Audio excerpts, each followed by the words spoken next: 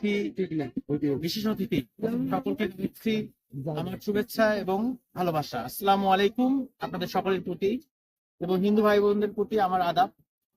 আজকের এই অনুষ্ঠানটি হেরার আলো ইসলামিক সংগঠন এর উদ্যোগে যে অনুষ্ঠানটি হয়েছে সারাদিন ব্যাপী আমাদের মহান বিজয় দিবস উদযাপনের জন্য এই আজকে আমাদের এই ভাগনপাড়ার যে যে কাজটি আমরা সারাদিন ভেবে অংশগ্রহণ করে বিভিন্ন রকম বাচ্চারা পুরস্কার পেল, বিভিন্ন রকম খেলাধুলার মধ্যে তারা আজকে সারাদিন কাটিয়েছে।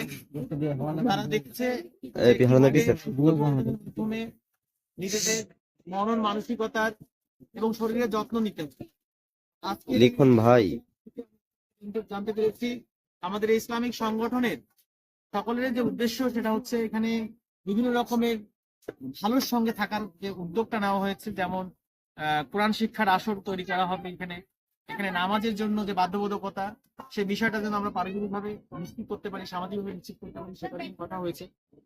সবকিছু মিলে আমরা ভালোর সাথে থাকবো এবং বর্তমানে যে সমস্যাটা সবচেয়ে প্রকট এই এলাকায় সে বিষয়টা আলোচনায় এসেছে। প্রধান অতিথি বলেছেন এখানে মাদকের যে ব্যাপারটি আমাদের এলাকায় যেন না থাকে সেজন্য সবাইকে তৎপর হওয়ার জন্য প্রধান অতিথি কথা বলেছেন। প্রয়োজনে আইনি সহযোগিতার ব্যাপারে তিনি হাত বাড়াবেন বলেছেন।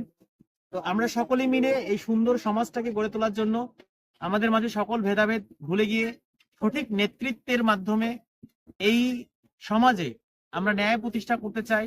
ইসলামের আলো ছড়িয়ে পড়ুক আমাদের সকলের মাঝে এবং সর্বোপরি আমাদের ৭১-এর চেতনা থেকে শুরু করে ২৪-এর চেতনায় আমরা যে নতুন বাংলাদেশের স্বপ্ন দেখেছি, সত্যিকারের স্বাধীনতার যে স্বাদ আমরা পেতে চাই, সেটা যেন আমাদের ঘরে ঘরে পৌঁছে যায়, সেই প্রত্যাশা রেখে আমরা সকলেই আমাদের সকলের সুন্দর জীবন এবং দীর্ঘায়ু কামনা করে আজকের অনুষ্ঠানে সমাপ্তি ঘোষণা করছি।